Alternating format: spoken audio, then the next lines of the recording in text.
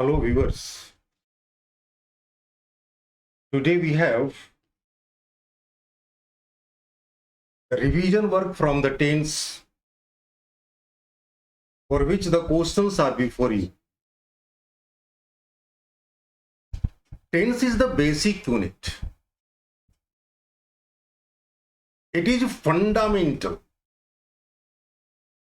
Without the knowledge of tense, a student can't learn anything of English language.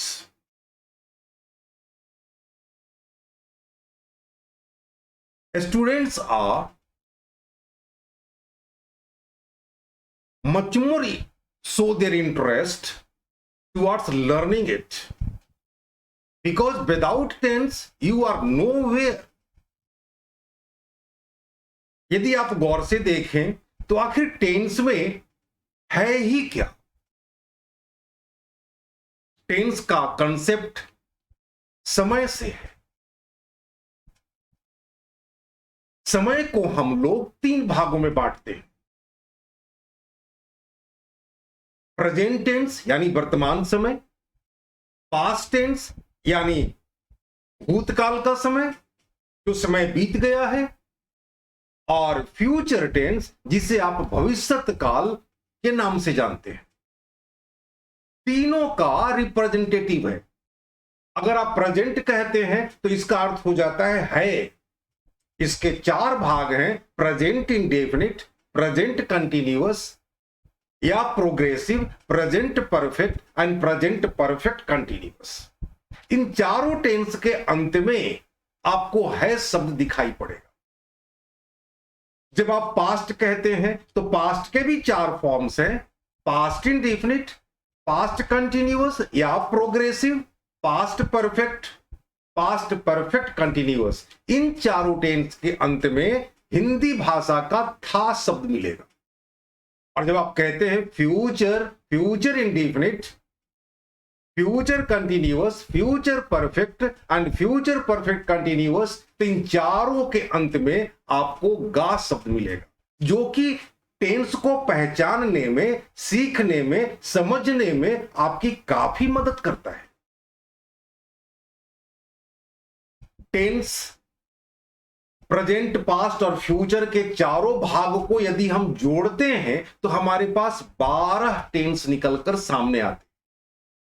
In 12 tense को सीखने के लिए महज 4 चीजों पर यदि ध्यान दिया जाए तो बिल्कुल आसान हो जाएगा इसे जानना, समझना। और जैसे ही आप इसे जान लेते हैं, समझ लेते हैं, तो आपका लिखना और बोलना दोनों मजबूत हो जाएगा। ये 4 चीजें कौन कौन सी हैं? ये 4 चीजें हैं: सबसे पहला, हम उस टेंस की परिभाषा को जाने, यानी डिफिनीशन को जाने। दूसरा, हम उस टेंस को कैसे पहचाने जो परंपरागत तरीका है हम लोग के पास, ट्रेडिशनल रिकॉग्निशन है, यानी परंपरागत पहचान जिसको कि हम लोग बचपन से सीखते आ रहे हैं, उसको मस्तिष्क में रखें। तीसरी बात जो है वह है कि उस टेंस का ऑक्सिलरी वर्ब को हम याद रखें। यह ऑक्सिलरी वर्ब को हम हेल्पिंग वर्ब के नाम से भी जानते हैं। मेरी भाषा में आप इसे नाक के नाम से पहचानते हैं। और चौथा और अंतिम बात, हमें याद रखना चाहिए form of the main verb, form of the main verb. ये 4 चीजें बहुत ही आवश्यक है। एक छात्र को जिनकी जिजीविषा है, जिनकी रुचि है कि हमारी अंग्रेजी भाषा मजबूत हो, इन 4 चीजों को यदि मस्तिष्क में रख लेते हैं तो आगे की सारी चैप्टर समझने में उनको सहूलियत होगी, आसान महसूस करेंगे। यदि टेंस का दौलत आपके पास है तो आप मॉडल्स को सीख सकते हैं। टेंस और मॉडल्स की दौलत आपके पास आ गई तो एक्टिव और पैसिव आप सीख सकते हैं। टेंस, मॉडल और वॉइस चेंज यानी एक्टिव और पैसिव पर आपकी पकड़ हो गई तो नैरेशन सीखना आपके लिए सहज होगा। अगर कोई छात्र बी ग्रामरियन पर उपलब्ध वीडियो को डायरेक्ट नरेशन सीखने की कोशिश करता है, डायरेक्ट वॉइस चेंज की सीखने की कोशिश करता है, बिना टेंस को जाने समझे, तो बिलीव मी वह कभी सीख नहीं पाएंगे। उन्हें बड़ा बोरिंग लगेगा ये क्लास। वो महसूस करेंगे कि इसमें सीखने वाली कोई चीज नहीं है। उनके अंदर चिड़चिड़ापन आ जाएगा, क्योंकि सीखना एक सिस्टम की डिमांड करता है।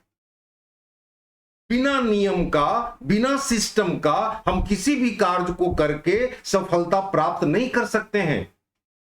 वे लोग जो नियम के अनुसार चलते हैं, जो सिस्टम के अनुसार चलते हैं, सफलता उनके कदमों को चूमती है। सबसे पहले जरूरी है इस बात को जानना कि हम कौन सी चीज को पहले सीखें, उसके बाद कौन सी चीज को सीखें तो सीखना आसान होगा।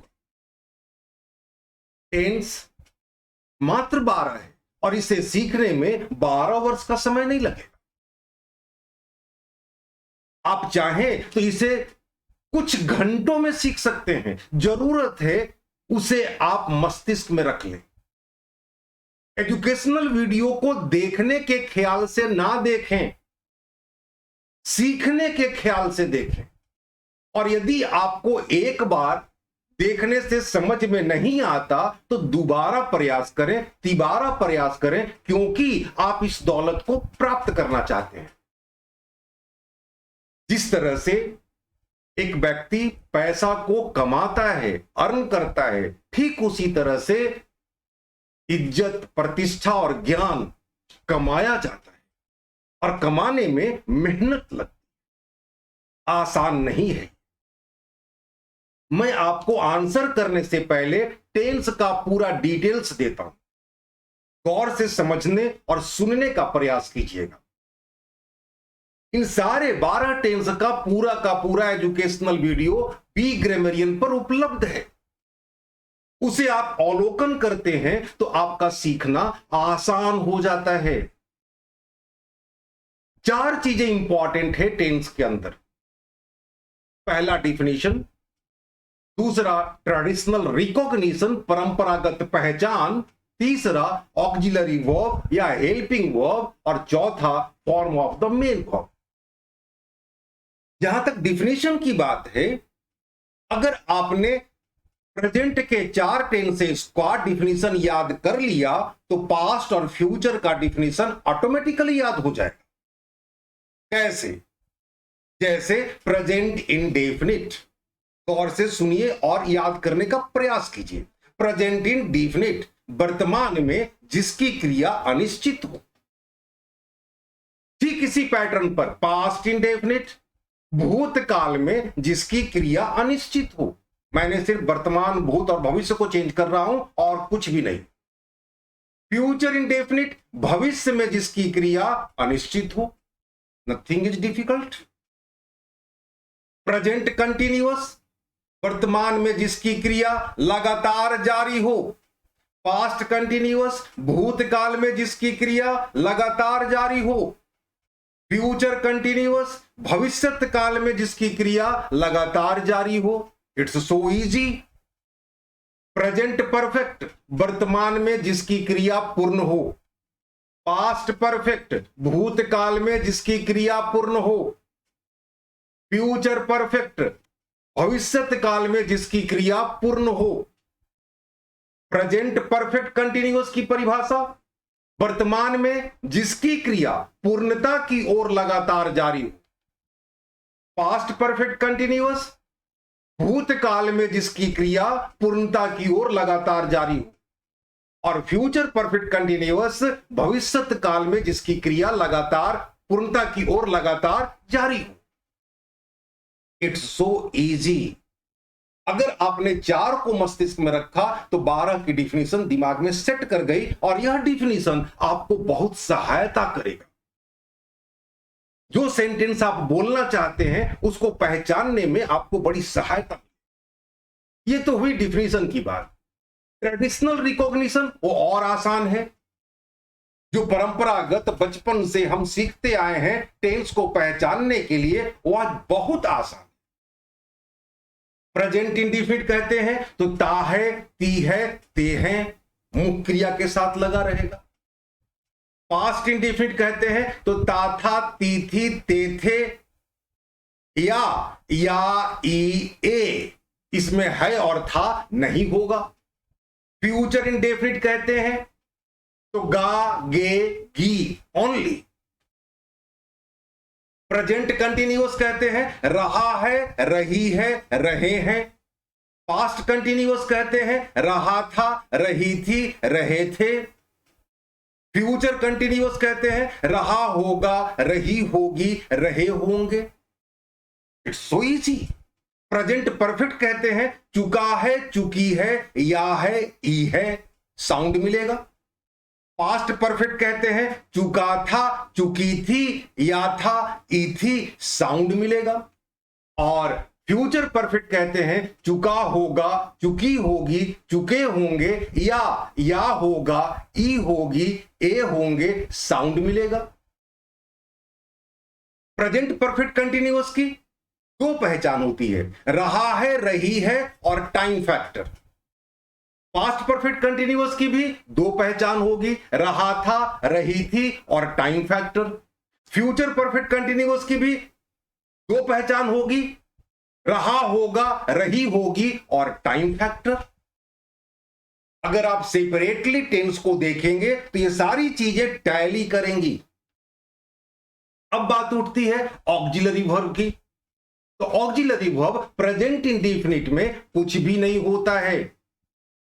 वहां का नियमावली यह बतलाता है कि थर्ड पर्सन सिंगुलर नंबर के साथ हम वर्ब में एस या ईएस को जोड़ते हैं और बाकी सभी नंबर पर्सन के साथ वर्ब का फर्स्ट फॉर्म इस्तेमाल करते हैं। अगर प्रश्न बनाना है, क्वेश्चन बनाना है तो हम डू और डज का प्रयोग करते हैं। डज का प्रयोग थर्ड पर्सन सिंगुलर नंबर में किया जाता है और जब डज का प्रयोग होता है तो वर्ब से हम एस या ईएस को हटा देते हैं। बाकी सभी नंबर पर्सन में हम डू का प्रयोग करते हैं।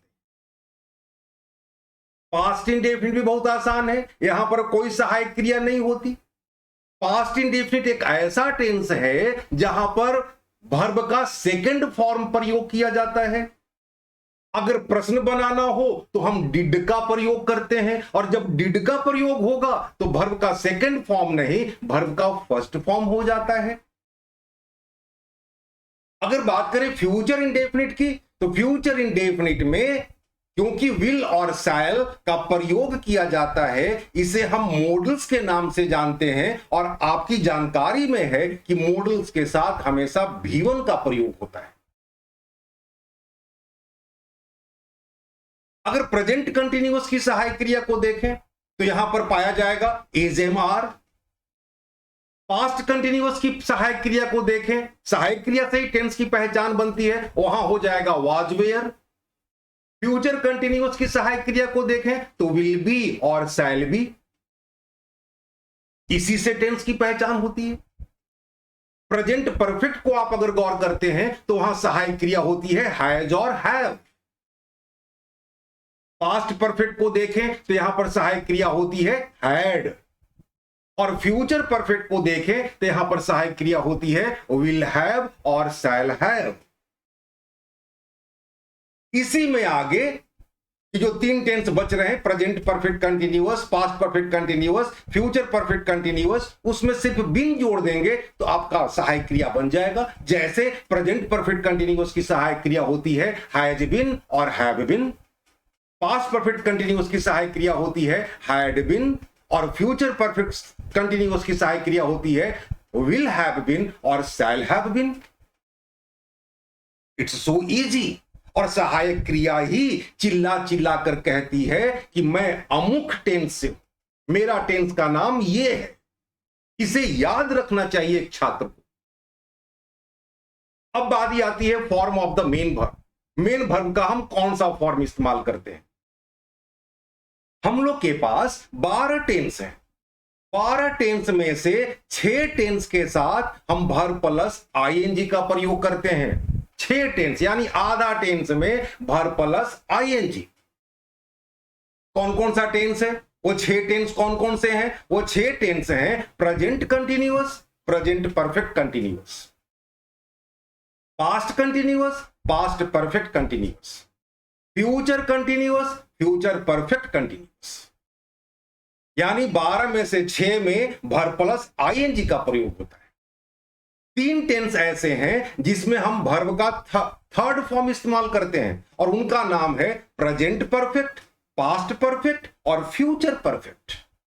9 टेंस हम लोगों ने कंप्लीट कर लिया। अब बच गया हम लोग के पास प्रेजेंट इंडेफिनिट, पास्ट इंडेफिनिट और फ्यूचर इंडेफिनिट। प्रेजेंट इंडेफिनिट में थर्ड पर्सन सिंगुलर नंबर के साथ एस या ईएस, बाकी सभी के साथ वर्ब का फर्स्ट फॉर्म। क्वेश्चन बनाने के लिए डू और डज का प्रयोग। डज का प्रयोग थर्ड पर्सन सिंगुलर नंबर के साथ। जब डज का प्रयोग करेंगे तो वर्ब से एस या ईएस को हटा देंगे। पास्ट इंडेफिनिट में हमेशा वर्ब का सेकंड फॉर्म। क्वेश्चन बनाने के लिए डिड का प्रयोग, और जब डिड का प्रयोग होगा तो हम V2 को V1 में बदल देंगे। फ्यूचर इंडेफिनिट में क्योंकि विल शैल मॉडल है इसलिए वर्ब का फर्स्ट फॉर्म। हां, मॉडल के साथ यदि हैव आ जाए तो उसके बाद हम वर्ब का थर्ड फॉर्म का प्रयोग करते हैं। कितनी छोटी सी बात है ये। परिभाषा को मस्तिष्क में रखना, ट्रेडिशनल पहचान को मस्तिष्क में रखना, ऑक्सिलरी वर्ब को मस्तिष्क में रखना और मेन वर्ब के फॉर्म को मस्तिष्क में रखना। अगर ये 4 चीज आपके मस्तिष्क में समझ में आ चुका है तो फिर अंग्रेजी भाषा पर पकड़ बनाने से आपको कोई नहीं रोक सकता। बहुत से छात्र, क्योंकि अब भी ग्रामरियन पर उपलब्ध एजुकेशनल वीडियो एडवांस की तरफ बढ़ रही, जो छात्र टेंस की जानकारी नहीं रखते हैं, मॉडल्स को नहीं पहचानते हैं, सब्जेक्ट किसे कहते, वर्ब किसे कहते, ऑब्जेक्ट कितने प्रकार का होता है, कॉम्प्लीमेंट को हम कैसे पहचाने, पार्ट्स ऑफ स्पीच को कैसे जाने जो सेंटेंस को बनाने में अहम भूमिका निभाते हैं, और वो डायरेक्ट अगर नरेशन को सीखना चाहें तो क्या वो सीख सकेंगे? क्या उनको ये एजुकेशनल वीडियो आनंद देगा? नहीं, उनके अंदर चिड़चिड़ापन आ जाएगा, वो ऊब जाएंगे, उनको अंग्रेजी भारी महसूस होने लगेगी और वो सीख नहीं पाए। इसलिए मेरी एक सलाह है कि सिस्टम के मुताबिक सीढ़ी दर सीढ़ी ऊपर की ओर चलें। यदि आप डायरेक्ट ऊपर पहुंचते हैं डायरेक्ट, तो यह असंभव है, गलतियां आपसे होंगी। मैं उम्मीद करता हूं कि मेरी जो डिस्कशन आपके साथ आज टेंस को लेकर, definition, traditional recognition, auxiliary verb और form of the main verb को लेकर जो हुआ है, शायद आपको ये अतिरिक्त फायदा पहुंचाएगा। और इसे हमेशा मस्तिष्क में रखना है, कॉपी पर नहीं। अब हम लोग करते हैं आज का आंसर और डिस्कशन में पाते हैं कुछ ज्ञानवर्धक चीजें जहां पर आपने सीखा है और कोई कंफ्यूजन है वो बिल्कुल दूर हो जाएगी। पहला क्वेश्चन को देखें। पहला क्वेश्चन क्या कहता है? In present indefinite tense what we use with third person singular number. Present indefinite tense में थर्ड पर्सन सिंगुलर नंबर के साथ हम लोग क्या यूज करते हैं, क्या इस्तेमाल करते हैं? तो उत्तर होगा थर्ड पर्सन सिंगुलर नंबर के साथ हम वर्ब में एस या ईएस को यूज करते हैं। अगर नहीं किया एस और ईएस को यूज तो that is not a mistake, that becomes blunder. अगले क्वेश्चन को देखें। When does is used in present indefinite tense with third person singular number to make the sentence interrogative, what should be removed from the main verb? जब does का प्रयोग, प्रश्न को समझेंगे, जब डज का प्रयोग प्रेजेंट इंडेफिनिट टेंस में थर्ड पर्सन सिंगुलर नंबर के साथ क्वेश्चन बनाने के लिए किया जाता है तो वर्ब से हम क्या हटा देते हैं?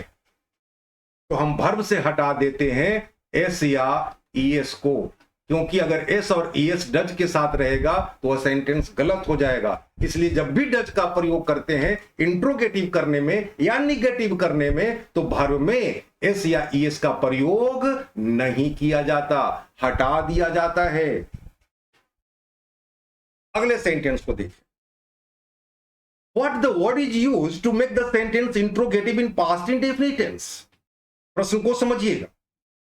कौन सा शब्द प्रयोग किया जाता है पास्ट इंडेफिनिट टेंस में प्रश्नवाचक सेंटेंस बनाने के लिए? तो आंसर होगा कि हम डिड का प्रयोग करते हैं पास्ट इंडेफिनिट में क्वेश्चन बनाने के लिए। और जब डिड का प्रयोग किया जाता है तो वर्ब का सेकेंड फॉर्म को हम वर्ब फर्स्ट फॉर्म में बदल देते हैं। उम्मीद है आपके आंसर्स मेरे साथ टैली कर रहे होंगे। मैं थोड़ा इसे स्क्रॉल कर देता हूं ताकि आगे के आंसर्स को आप मिला भी सकें और चेक भी कर सकें कि आप किस हद तक आपका आंसर सही हो रहा है। अगले क्वेश्चंस को देखें। We know that will have and shall have in future perfect is used when we have two verbs.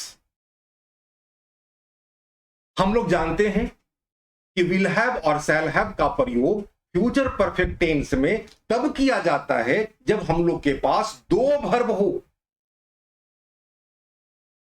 If there is one verb, what the modal can be used to provide the sense of probability. यदि आपके पास future perfect में दो verb ना होकर एक verb हो तो निश्चित रूप से उससे सेंस ऑफ प्रोबेबिलिटी का बोध होता है, संभावना को दिखलाता है। तो वैसी स्थिति में आप कौन सा मॉडल यूज करते हैं? ध्यान रहे, टेंस में दो टेंस बहुत इंपॉर्टेंट है, एक पास्ट परफेक्ट और दूसरा फ्यूचर परफेक्ट। फ्यूचर परफेक्ट यानी जिस वाक्य का अंत चुका होगा, चुकी होगी से हो, लेकिन एक ही वर्ब हो। आप जितने भी सेंटेंस सोचेंगे चुका होगा, चुकी होगी से और एक वर्ब है तो उसमें सिर्फ संभावना दिखेगा। असली फ्यूचर परफेक्ट में दो वर्ब का होना जरूरी है। अगर एक वर्ब है तो संभावना को दिखलाता है। और आपको याद आ रहा होगा कि संभावना को दिखलाने के लिए हम लोग इस्तेमाल करते हैं मे हैव, या इस्तेमाल करते हैं माइट हैव, या इस्तेमाल करते हैं मस्ट हैव। मैंने ये तीनों शब्दों को विस्तृत जानकारी फ्यूचर परफेक्ट में आपको दिया है। मे हैव से जब आप यूज करेंगे तो संभावना का प्रतिशत 25% होता है। माइट हैव से करेंगे तो यहां पर संभावना का प्रतिशत 50% है और मस्ट हैव से करेंगे तो यहां पर संभावना का प्रतिशत 100% है। आप जानते हैं कि मे हैव मॉडल के साथ हैव आ गया, तो जब भी मॉडल के साथ हैव का प्रयोग करेंगे तो हमेशा वर्ब का थर्ड फॉर्म हो जाएगा। जैसे आपने अमेरिका का नाम सुना होगा, फ्यूचर परफेक्ट का सेंटेंस है, या होगा, ई होगी, मिल रहा हो आवाज। आपने अमेरिका का नाम सुना होगा या आप अमेरिका का नाम सुन चुके होंगे। इस वाक्य को अगर गौर से महसूस करें तो आपको संभावना दिखेगा। यदि आप कहते हैं किसी के सामने you may have heard the name of America, इसका मतलब सामने जिससे बोल रहे हैं आपको 25% संभावना है कि इन लोग अमेरिका का नाम सुने होंगे। यदि आप कहते हैं you might have heard the name of America, आपको संभावना यह है, मिल रही है कि 50% लोग सुने होंगे। और यदि आप कहते हैं you must have heard the name of America, तो आप आश्वस्त हैं कि 100% लोग अमेरिका का नाम सुन चुके होंगे। यह संभावना को दिखलाता है। जब भी फ्यूचर परफेक्ट में एक वर्ब हो तो उसका उस वाक्य में विल हैव और शैल हैव का प्रयोग नहीं करना चाहिए, बल्कि आपको मे हैव, माइट हैव और मस्ट हैव का प्रयोग करना चाहिए।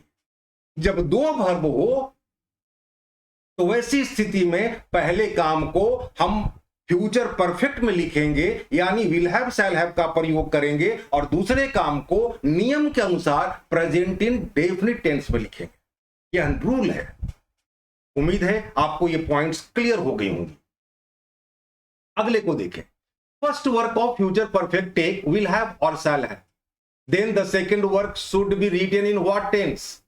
Just I have discussed the answer. यदि फ्यूचर परफेक्ट टेंस में पहला काम को हम फ्यूचर परफेक्ट में लिखते हैं, विल हैव और शैल हैव का प्रयोग करते हैं, तो दूसरे काम को किस टेंस में लिखेंगे? तो उत्तर होगा, दूसरे काम को हम लिखेंगे प्रेजेंट इंडेफिनिट में। This is the rule. और रूल को फॉलो किया जाता है, रूल को अनुसरण किया जाता है, रूल को समझा जाता है। और जो रूल पर ध्यान देते हैं, जो नियमों पर ध्यान देते हैं, उन्हें कभी नाकामयाबी नहीं मिलती है। घर से बाहर कदम निकालते ही नियम शुरू हो जाते हैं। कुछ नियम तो सामाजिक होते हैं, कुछ नियम प्रशासनिक भी होते हैं, और उनको फॉलो करना हमारा कर्तव्य होता है। तभी आप शांति के साथ, खुशी के साथ किसी चीज को समझ सकते हैं, सीख सकते हैं। अगले सेंटेंस को देखें। Which sentence is used to give the sense of order, advice or request? आपको याद होगा कि अंग्रेजी की दुनिया में मात्र 5 प्रकार के सेंटेंस हैं, और हर सेंटेंस का अपना काम है। यदि मन में उठने वाली भावनाओं को व्यक्त करना चाहते हैं या किसी प्रश्न का उत्तर देना चाहते हैं, तो सिर्फ असर्टिव का काम है। अगर आप किसी से प्रश्न पूछना चाहते हैं जो कि बातचीत करने के लिए बड़ी महत्वपूर्ण होती है, तो वह सिर्फ दायित्व है इंट्रोगेटिव सेंटेंस के पास। यदि आप किसी को ऑर्डर देना चाहते हैं, सलाह देना चाहते हैं, रिक्वेस्ट करना चाहते हैं, तो वह सेंटेंस इंपरेटिव सेंटेंस के नाम से जाना जाता है। यदि आप मानवीय इच्छाओं को व्यक्त करना चाहते हैं, चाहे वह विश हो, चाहे वह ब्लेस आशीर्वाद हो, चाहे वह कर्स श्राप देना हो, श्राप देने का भी काम जब तक आपकी इच्छा नहीं होगी आप नहीं कर सकते। आशीर्वाद देने का भी काम जब तक आपकी इच्छा नहीं होगी आप नहीं दे सकते, और विश करने का काम भी जब तक आपकी इच्छा नहीं होगी आप नहीं कर सकते। तो अपनी इच्छाओं को जो व्यक्त करता है सेंटेंस, उसे कहते हैं ऑप्टेटिव सेंटेंस। और अगर आप अचानक की कोई भावनाओं को व्यक्त करना चाहते हैं, अचानक सडन फीलिंग्स को व्यक्त करना चाहते हैं, तो वह सेंटेंस होता है एक्सक्लामेटरी सेंटेंस। और मात्र 5 प्रकार के सेंटेंस से अंग्रेजी की दुनिया सजी है। चाहे आपका कोर्स का किताब हो, चाहे मैगजीन्स हो, चाहे और भी कोई इंग्लिश मीडियम का बुक्स हो, उसमें आप सिर्फ और सिर्फ 5 प्रकार के सेंटेंस को ही पाएंगे। क्वेश्चंस को देखें। Which sentence is used to give the sense of order, advice and request? उस सेंटेंस का नाम बताएं जिससे हम किसी को आदेश दे सकते हैं, सलाह दे सकते हैं या प्रार्थना कर सकते हैं। वह सेंटेंस कहा जाता है इंपैरेटिव सेंटेंस। Imperative sentence. अगले क्वेश्चन को देखिए। Which sentence express the sudden feelings? अचानक भावनाओं को कौन सा सेंटेंस व्यक्त करता है? आंसर होगा वह उस सेंटेंस का नाम है exclamatory sentence. Exclamatory sentence. Which sentence is responsible for making question? कौन से सेंटेंस से हम क्वेश्चन बनाते हैं? क्वेश्चन बनाने की अंग्रेजी की दुनिया में मात्र 4 मेथड है, और इसे मैं एक सेपरेट एजुकेशनल वीडियो में 5 सेंटेंस को सिखाया हूं। क्वेश्चन बनाने का 4 तरीका। सहायक क्रिया को पहले रख दें तो यस नो क्वेश्चन कहलाता है। WH ग्रुप में, जिसमें एडवर्ब्स होते हैं और प्रोनाउंस होते हैं, अगर वह सेंटेंस के शुरू में आ जाए तो उसे हम WH क्वेश्चंस कहते हैं। अगर मॉडल्स को आपने सब्जेक्ट के पहले इस्तेमाल कर दिया तो मॉडल क्वेश्चंस के नाम से जाना जाता। और डू, डज, डिड, जिसे आप डमी क्वेश्चन कहते हैं, जो रेस्पेक्टिवली प्रेजेंट इंडेफिनिट और पास्ट इंडेफिनिट में प्रयोग किया जाता है, उसे हम डमी क्वेश्चन कहते हैं। 4 मेथड्स हैं हम लोग के पास। तो क्वेश्चन बनाने वाला सेंटेंस इंट्रोगेटिव सेंटेंस के नाम से जाना जाता है। Interrogative sentence. अगले क्वेश्चन को देखें। Which sentence expresses the sense of wish, bless and curse. मानवीय इच्छाओं को व्यक्त करने वाला सेंटेंस जाना जाता है ऑप्टेटिव सेंटेंस के नाम से। Optative sentence. थोड़ा स्क्रॉल कर दूं ताकि आगे के क्वेश्चंस आपको विजिबल हो जाएं। Which sentence is known as a declaration or an statement or used to give the answer? वह सेंटेंस कौन सा है जिसको कि हम डिक्लेरेटिव सेंटेंस का नाम देते हैं, या स्टेटमेंट बोलते हैं, या प्रश्नों का उत्तर दिया जाता है? तो वह सेंटेंस कहलाता है असर्टिव सेंटेंस। और आपको याद होगा कि असर्टिव सेंटेंस की शुरुआत सब्जेक्ट से होती है। Assertive sentence. I think you all will be enjoying the class and making the answer tallied, whatever the answer you have written already. अगले क्वेश्चन को देखिए। In which tense had been plus before is used? ध्यान दीजिएगा, किसी भी tense की पहचान उसकी नाक से होती है, उसकी ऑक्सिलरी वर्ब से होती है। हैड बीन किस टेंस में आता है? वर्ब का फोर्थ फॉर्म लेकर। तो यह टेंस यह टेंस को कहते हैं हम past perfect continuous. Past perfect continuous में रहा था, रही थी और टाइम फैक्टर होता है। आपको पता है कि यह टाइम दो प्रकार का होता, एक निश्चित और दूसरा अनिश्चित। जो समय निश्चित होता है उसमें हम सिंस प्रीपोजिशन का प्रयोग करते हैं, और जो समय अनिश्चित होता है उसमें हम फोर का प्रयोग करते हैं। अगले क्वेश्चन को देखें। In which tense will be and shall be plus before is used? Will be and shall be plus before यानी भर प्लस आईएनजी, तो यह टेंस हो जाएगा विल बी है, फ्यूचर का है, इसे कहते हैं future continuous tense. Future continuous tense. अगले सेंटेंस को देखें। Which is the traditional recognition of future continuous tense? यहां पर आपसे ट्रेडिशनल रिकॉग्निशन, परंपरागत पहचान पूछा जा रहा है, जो हम बचपन से सीखते आ रहे हैं। फ्यूचर कंटिन्यूअस का परंपरागत पहचान क्या है? तो फ्यूचर कंटिन्यूअस का परंपरागत पहचान है हिंदी में रहा होगा, रही होंगी, रहे होंगे।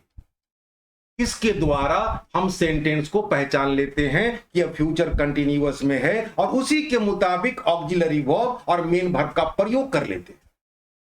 कितना सहज है समझना। ऑक्सिलरी वर्ब और मेन वर्ब आपके मस्तिष्क में आ गया तो मेन वर्ब के बाद ऑब्जेक्ट होता है और ऑक्सिलरी वर्ब के पहले सब्जेक्ट होता है। स्ट्रक्चर तैयार हो गया। सारे टेंस में यही व्यवस्था है। ऑक्सिलरी वर्ब और मेन वर्ब को आपने मस्तिष्क में रख लिया तो मेन वर्ब के बाद ऑब्जेक्ट आता है, और ऑब्जेक्ट के बाद आपको जैसे मर्जी हो सेंटेंस की फ्रेमिंग कर सकते हैं, और सहायक क्रिया के पहले सब्जेक्ट होता है, असर्टिव सेंटेंस तैयार हो जाती है। अगले क्वेश्चन को देखें। Will have been, shall have been plus before is used in which tense? सबसे लंबा सहायक क्रिया किसी टेंस में है तो वह फ्यूचर परफेक्ट कंटिन्यूअस में है। वहां पर हम इस्तेमाल करते हैं विल हैव बीन को और शैल हैव बीन के साथ वर्ब का फोर्थ फॉर्म यानी भर प्लस आईएनजी। तो टेंस का नाम हो जाएगा, टेंस का नाम पूछा जा रहा है फ्यूचर परफेक्ट कंटिन्यूअस।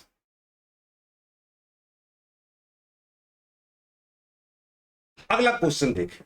चुका है, चुकी है, या है, ई है is the traditional recognition of which tense? चुका है, चुकी है, या है, ई है, कौन सा टेंस का परंपरागत पहचान है? तो टेंस का नाम हो जाएगा present perfect. Present perfect tense. अगले क्वेश्चन को देखें। रहा था, रही थी और time factor is the traditional recognition of which tense? कौन सी टेंस की परंपरागत पहचान है? रहा था, रही थी और टाइम फैक्टर। अगर रहा था रही थी अकेले रहे तो पास्ट कंटिन्यूअस, लेकिन रहा था रही थी में टाइम फैक्टर आ जाए तो पास्ट परफेक्ट कंटिन्यूअस हो जाता है। तो टेंस का नाम हो जाएगा पास्ट परफेक्ट कंटिन्यूअस टेंस। अगले क्वेश्चन को देखें, थोड़ा स्क्रॉल कर दूं। was where plus V4 is used in which tense? was where किस टेंस में यूज किया जाता है? तो आपको याद होगा was where और V4 का प्रयोग हम पास्ट कंटिन्यूअस में करते हैं, जिसकी परिभाषा होती है भूतकाल में जिसकी क्रिया लगातार जारी हो, और इसकी सहायक क्रिया हो जाती है was where, और वर्ब का फोर्थ फॉर्म इस्तेमाल करते हैं। तो आंसर होगा पास्ट कंटिन्यूअस टेंस।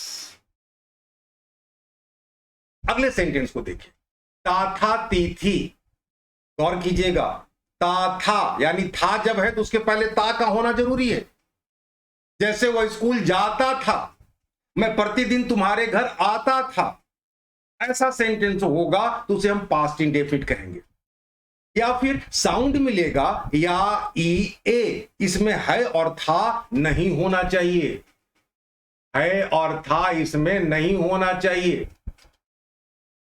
तो ऐसे टेंस जिसका पहचान ता था ती थी हो या ई ए हो, तो ये टेंस की पहचान बनती है पास्ट इंडेफिनिट की।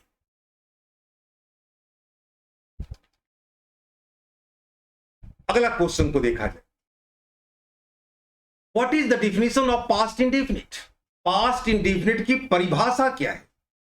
टेंस के नाम में ही सारी परिभाषाएं छिपी हुई हैं। जैसे ही आप कहते हैं पास्ट, पास्ट यानी भूतकाल, इंडेफिनिट यानी अनिश्चित, और आप जानते हैं कि बिना वर्ब का कोई भी सेंटेंस का निर्माण नहीं हो सकता, वर्ब इंपॉर्टेंट है। तो इसकी परिभाषा क्या हो जाएगी? भूतकाल में जिसकी क्रिया अनिश्चित हो। When the verb is indefinite in past time, that is said to be past indefinite tense. मैं इस परिभाषा को लिख दे रहा हूं, भूतकाल में जिसकी क्रिया अनिश्चित हो, अनिश्चित का तात्पर्य है जिसका हमें शुरुआत पता ना हो, जिसका हमें अंत पता ना हो, तो वैसी चीजों को हम अनिश्चित कहते हैं। अगले सेंटेंस को देखें, what is the definition of present perfect continuous tense? Present perfect continuous, present यानी वर्तमान, परफेक्ट यानी पूर्ण, और कंटिन्यूअस का मतलब होता है लगातार जारी रहना। तो परिभाषा क्या हो जाएगी? वर्तमान में जिसकी क्रिया पूर्णता की ओर लगातार जारी हो। इसी आधार पर बाकी का भी आप परिभाषा दे सकते हैं। तो इसको मैं लिख दे रहा हूं ताकि आपको मेमोराइज हो जाए, याद हो जाए। वर्तमान में जिसकी क्रिया